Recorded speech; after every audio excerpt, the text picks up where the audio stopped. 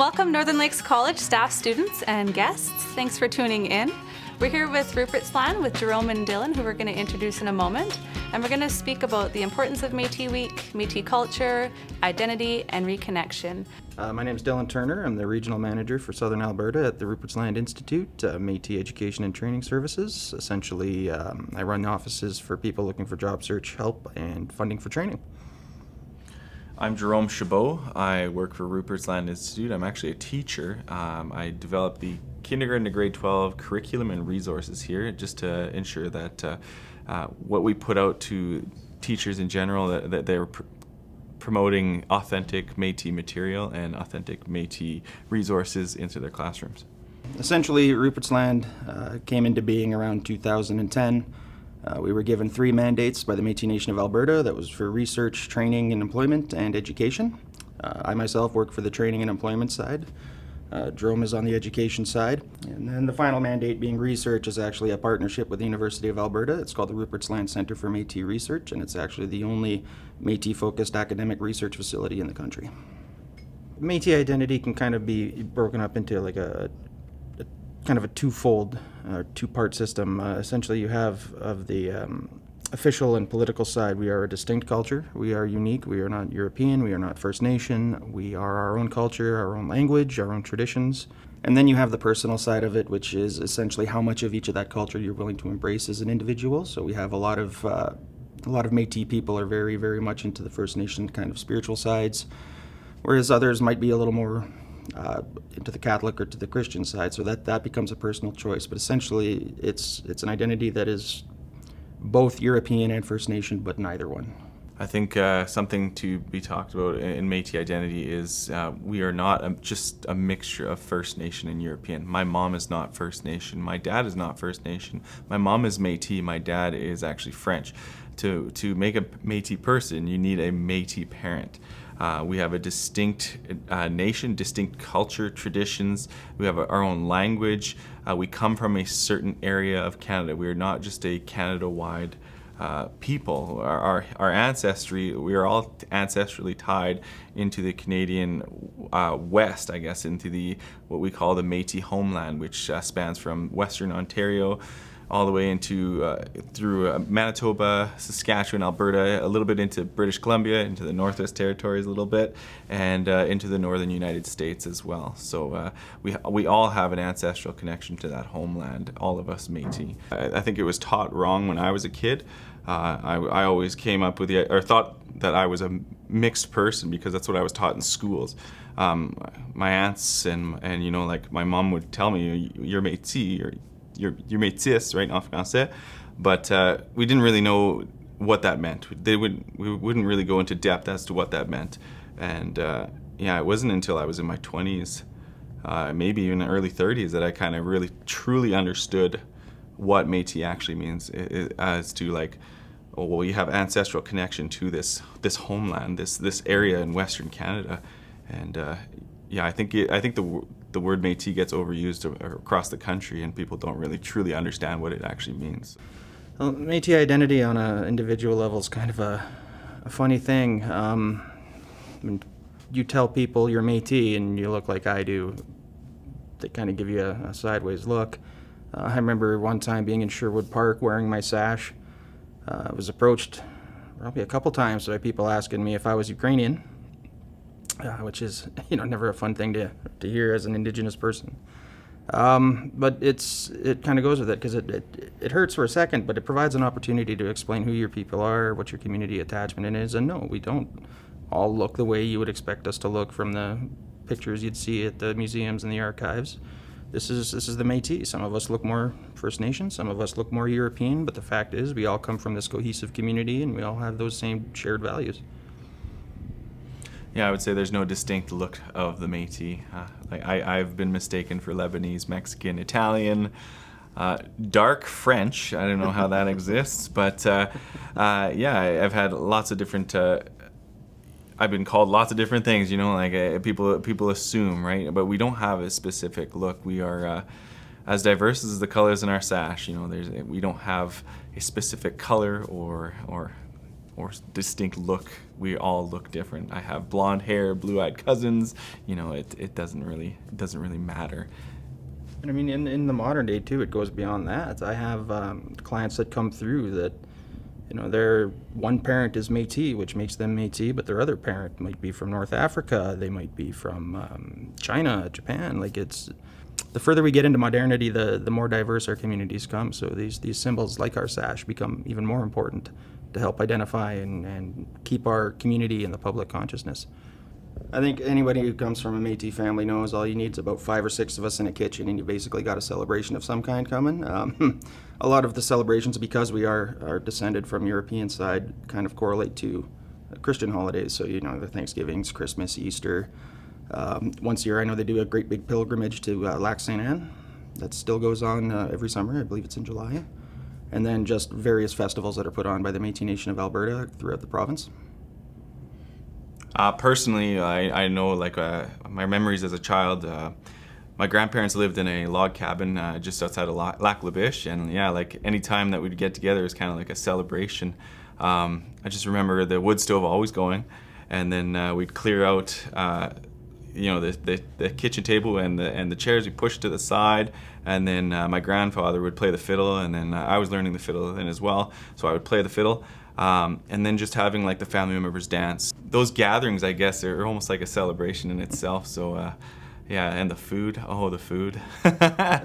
Lots of wild meat. We always grew up on wild meat and fish. And the fiddle was actually just completely central to my whole family. So that's something whenever we bring up something that defines who we are. I know in my personal family, it's the fiddle. Everything was based around that. We celebrate Métis Week around November 16th because in 1885, November 16th was the day that our hero Louie Riel was hung for treason by the Canadian government. What we do is we focus on Métis identity, Métis culture, specifically during that week, and that's a week of a lot of celebrations in our community.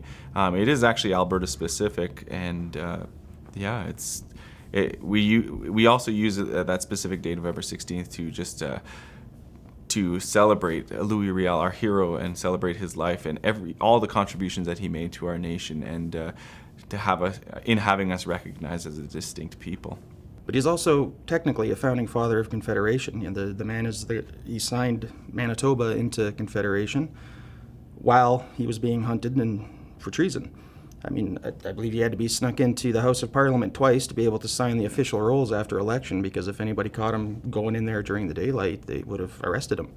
So that makes him a very unique figure in Canadian history. He's got a lot of name recognition, and I know when I was going to school, they were still calling him a traitor. And recently they've gone back on that and now realize he is a father of Confederation. So that makes him a perfect symbol of the Métis people. For so long, we were called one thing by the government, and now we've grown to that acceptance. Well, traditionally, the sash was a very useful tool. It was essentially a multi-purpose tool that women would carry their infant children using it. It would be used as a tourniquet. Even the little frills on the bottom there could be used as sutures in a pinch if you were out in the bush and at a bad cut. Yeah, I think the original ones were made in Assomption, Quebec. They're called the ceintures fléchées in French. And Métis, the ceinture fléchée. It's a very similar way to pronounce it. But it was a multi-tool back in the day. But today, it's funny because sometimes people ask me, well, you never wore when you were a kid. Well, I said, well, it's not really a fashion statement nowadays. This is more a symbol of cultural pride. It's a symbol of identity, of cultural identity, and you belonging to this nation. Whenever I wear a sash, it's usually I'm presenting, and I'm proud to wear it to show people that this is who I am. I'm not just French. I'm not a First Nations person. I'm not Inuit. I am Métis. I'm a citizen of a distinct nation, and it's a symbol of cultural pride, and I'm very proud to wear it in formal occasions as well. It's something that sets us apart as a nation. And I think it's important to be clear too. The sashes now are very standardized, this kind of red, blue, and yellow. You see a lot of them there, and there's a lot of talk about what the colors represent and what the colors mean. But the truth behind it is the colors traditionally were what was available. There was no meaning associated with the color other than this is what I found in order to make the dyes needed to make the material to finger weave the sash. Well, essentially there were two ways of mobility going from the Red River settlements in that, where the Red River met the Assiniboine rivers, to getting into what was referred to as the Northwest Territories at the time, which is essentially everything west of Manitoba.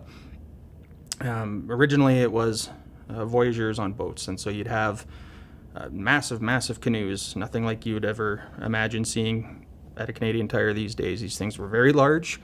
I believe it was something like 30 men could be on one, plus their cargo. And eventually those became the York boats, which you can see an excellent example of one out at Métis Crossing. Very large boat designed to go across the rivers to haul that transport. And eventually, though, they developed was the Red River Card, which you can kind of see over our shoulders there behind us. The design was such that if anything broke en route between the Red River settlement area in Manitoba and wherever they were going into the northwest, it could be fixed on the side of the road by chopping down a couple trees. There was no lubricant used in the wheels and the hubs of those things, essentially because the prairie sand would get in there and you'd end up wearing out parts sooner. But what that essentially did was announce the arrival of a Métis caravan probably a day in advance of it getting there, as it just screamed its way down the prairies, is how I've heard it described. But it was also, as I said, very versatile. You'd come to a river that you couldn't ford with the wheels, you'd just take the wheels off, slap them under the bottom, and now you've got a raft to ferry all of your carts, your family, or whatever it is you're taking across the prairies. So it's very very unique, and it's such a symbol of Métis culture, in fact, that we now have teachings based on the wheels of it. The central point being creator in the middle, and then everything kind of radiating out from the creator in terms of caring, tolerance, respect for the land, our history, culture, a myriad other metaphors that I don't have memorized off the top of my head. Okay, well, the pin itself is just a beadwork representation of the Métis sash. But on it, you can see there's the flag, and this is the blue flag. It's the official Métis flag of the Métis Nation across the homeland.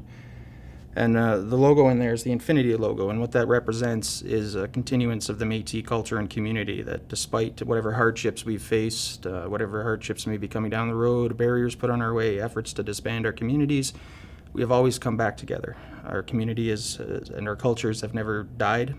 The flag itself is the oldest flag from Canada. It was gifted to Cuthbert Grant in the early 1800s and flown for the first time at the Battle of Frog Plain, also known as the Battle of Seven Oaks. It comes in two colors. The blue one is the accepted official flag for the Métis Nation, but as you can see behind us, there's also the red flag. There's a lot of debate tossed around about what flag was used when, but essentially the only thing to be agreed upon is the blue one's the official Métis Nation flag. You want to fly the red one, you can fly the red one. The pin that I'm wearing, it's a representation of our education division that we have here at Rupertsland. We have 5 major themes that we have developed and we'll be releasing to teachers just to build foundational knowledge. The 5 themes are languages of Métis, culture and traditions, homeland history, Métis in Alberta, and Métis Nation governance. And those are essentially just there to inform teachers to make sure that they're aware and they're accessing authentic material and teaching about Métis in a correct manner. Reconnection's a huge thing for me. Most of my life I knew I had native blood, right? That's the thing in Canada. Well, I've got native ancestors, but didn't know what community that would come from or even how it would be relevant in my day-to-day. I mean, I was raised what I thought was just a traditional kind of a Roman Catholic background, but the older I got, the more I realized that my priorities, my worldview, the way I perceived things happening was a lot different than just the non-Indigenous people that I was spending most of my time with. And most of that didn't make sense to me until my dad got his Métis card, and I got my Métis card, and I had my daughter, and I thought, well, there's no way I can let this child grow up in a world being ignorant about her history the way I was. And so I just kind of dove really headfirst into the history, my family's history, how it fit into the greater overall history, and doing that brought me closer to that side of that culture, but really engaging with the MNA in my region, and then Rupertsland funding me, coming out of my undergrad to work for Rupertsland. These are all things that brought me back into this community, and really I didn't feel like a whole person until that happened, because my place in the world finally started to make sense. You know, I have this group of people that share my worldview, that share my priorities, more or less. I mean, people who have an upbringing similar to my own, and to me that was huge for me to get to where I am now. You know, it gives you the self-confidence to know you can do something. Reconnection for me, I know growing up, like, I was told I was Métis, and growing up, I didn't really understand what that meant. But I also, I was told I was Métis, but we were told also to just identify as French, because there was not really an explanation as to why, but we were just told, you know, just tell people you're French. Tell people you're French. Okay. So I grew up telling people I was French, and then my dad's actually a French Canadian. My mom's Métis, so I would see differences between the two cultures, the way they would speak French for one, the way that the certain things that they did. You know, on my mom's side, we have a trap line. We continue to maintain that trap line, and then just seeing, like, you know, the way that they operated in the bush. As to my father's side, we didn't go into the bush with that side of the family, and just seeing the differences, and I'm going like, well, what is the difference here? And it didn't click in until I was a little bit older. I'm kind of a slow learner, so it's when I saw the differences, I was like, oh, well, there is a difference here for sure. And then as I got into university, you know, I would see, it would be in a native studies class at the time, and there was videos on different cultures, and then I remember the teacher asking, well, what is this group here? And I'm going like, well, that looks like my family reunion. I bet you that's Métis. So I popped up and I said, well, that's the Métis right there. And the teacher said, well, why?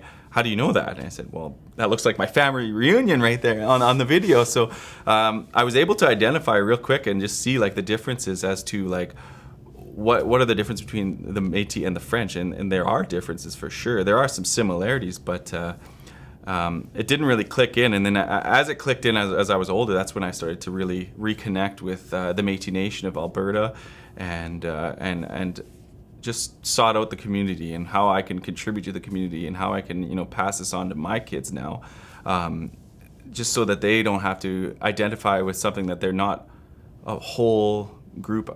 Sorry, I guess not a whole group, but my goal right now is to make sure that I'm passing down everything that I know to my kids, so that they don't have to go through life just identifying as, you know, French. They can identify as Métis and be proud of that, which is something that I wasn't always privy to when I was younger.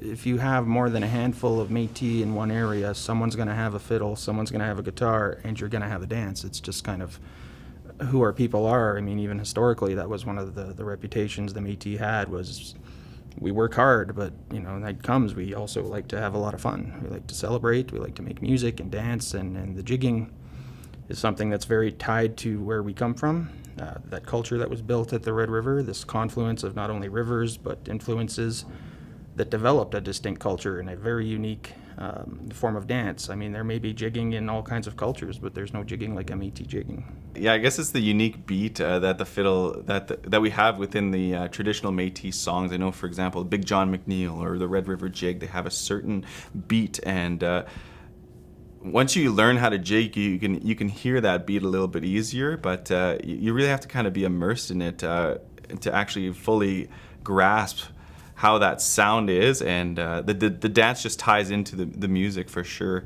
It's almost like the jig, like, I mean, if you're wearing specific kind of shoes, or if you're on a certain type of floor, it's almost like you're a drummer for the Métis fiddle tune, because when your feet hit the floor, you're playing a specific beat to that specific Métis tune. So it's actually the combination of the two is just, it's really something to see and to experience. The first thing I'd say is, if it would depend on the kind of services you're looking for. If all you really need is apprenticeship funding, or funding for your last year of post-secondary at a public institution, you would go to our website, rupertsland.org. You'd look up the post-secondary completion program and just apply online right there, and everything's kind of done at the computer. It kind of just speeds everything along. Outside of apprenticeship or post-secondary at a public institution, you would come to one of our offices, and in the region up there, we have one in Grand Prairie, high level, Peace River, and then right on campus at Northern Lakes College in Slave Lake. And the kind of services you could get at those offices would include not only funding for, say, safety tickets or a one-year certificate program, We would also fund for final years at private schools or colleges, but also job search, and that's, I think, really important, especially right now. We'd provide everything from basic resume building and cover letter assembly, kind of teaching you how to do that and how to stay current on the trends in that particular area, straight up to helping you with interview techniques and hosting mock interviews with our job coaches to try to get the nerves that sometimes come with that and the anxiety kind of work through your system and really help you understand what that HR process and intake process is like. And if you can't make it to any of those offices, then we have what we call our mobile units, providing itinerant services, which is just a way to say, we'll come to your community. So there's lots of communities that may not have a population large enough to support an actual center there full time, but we'll take our RVs. They're equipped with resource center computers for client use, staffed with a counselor or a job coach to help you with the services that you'll need. The drivers are also very informative for our programs and our services. And it's just even just to reach out and ask questions about who we are, what we do, or what can be found. And if you're fortunate enough to be going to one of our partner schools, like Northern Lakes College, we do also offer our Métis Scholar Award, which is part of our Métis Endowment Fund. And essentially, you inquire about that through the scholarship department at your particular post-secondary. I believe we're up to, 18 schools now across Alberta, north of $23 million in total endowments. So lots of money out there for Métis to get their education. So you can head over to rupertsland.org, click on the K-12 tab. We do offer professional development. Our resources are all listed on there as well. But what we're really focusing on right now is what we call a Train the Trainer program, where we are reaching out to Métis educators or potential Métis educators, where we give them the training so that they can promote our nation, our culture, and our traditions, and teach Métis. So what we're doing is we're giving that back to our own people so that they are the ones teaching other Alberta educators about who we are. And essentially we're giving the power back to our people. Thank you to Jerome and Dylan from Rupertsland for providing such great information and great personal stories. I think they did a fantastic job of explaining the importance of Métis culture, Métis identity, and Métis reconnection. If you'd like to access any of Rupertsland services, you can do so on their website, as mentioned before, rupertsland.org. Northern Lakes College also shares their mobile unit schedule on our website, northernlakescollege.ca, as well as the Facebook page. Thanks again for tuning in, and check out our website for other Métis Week events that we're hosting.